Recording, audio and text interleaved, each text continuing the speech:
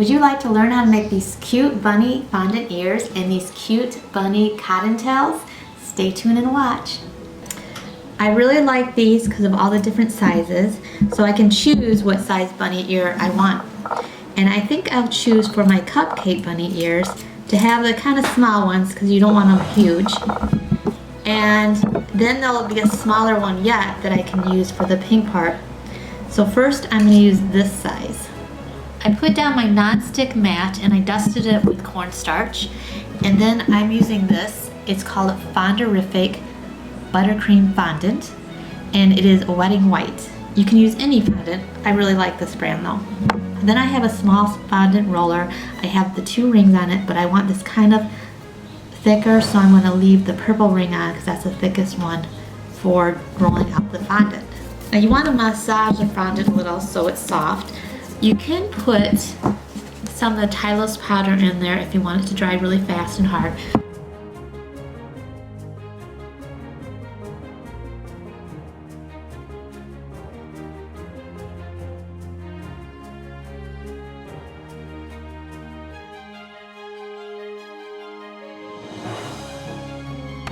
For the next part, you can choose the larger one to go for the pink part or the smaller one. I'm going to choose a smaller one because I will have to press it down with my finger and it's going to get larger when I press it into the ear, so I'm going to choose the smaller one. And I'm going to take my pink fondant and roll it out like I did the white.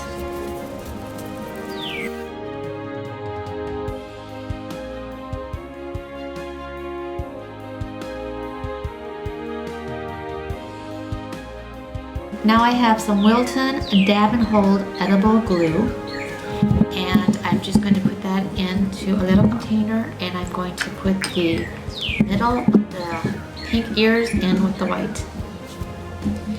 Take a brush that is food safe, and it is springtime here, and I don't know if you can hear the birds in the background, but they are chirping away. I'm going to put a little of the glue on the other side of the pink and just put it in through the center.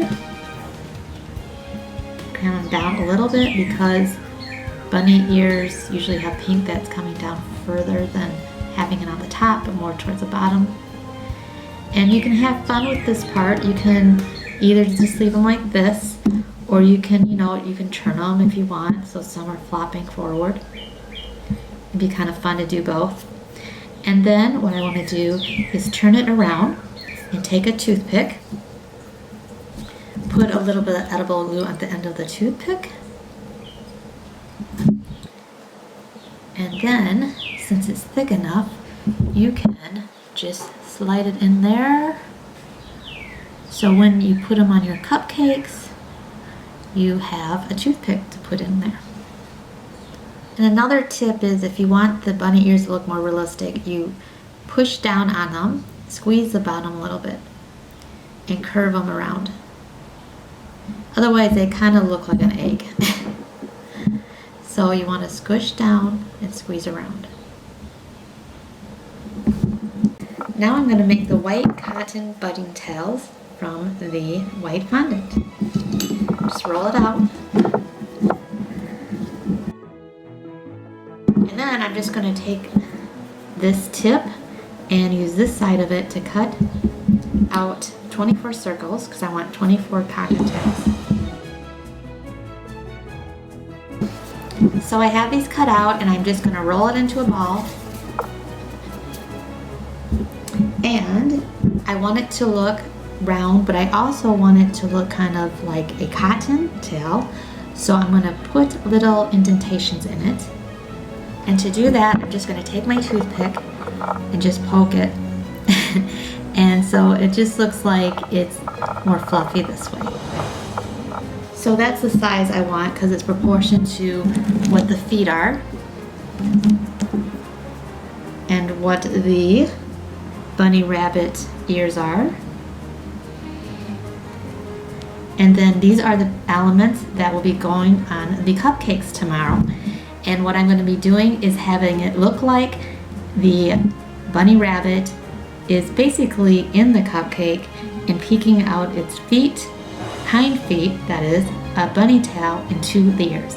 And now that I'm done with the bunny tails, I decided to put a toothpick in each one of those, so when I do put them in the cupcake, I can just stick them in just like I did with the bunny ears. For drying the fondant, I like to put it in these styrofoam cubes. I get these at the dollar store. They're only $1. And they're just a really easy way to store your fondant for it to dry.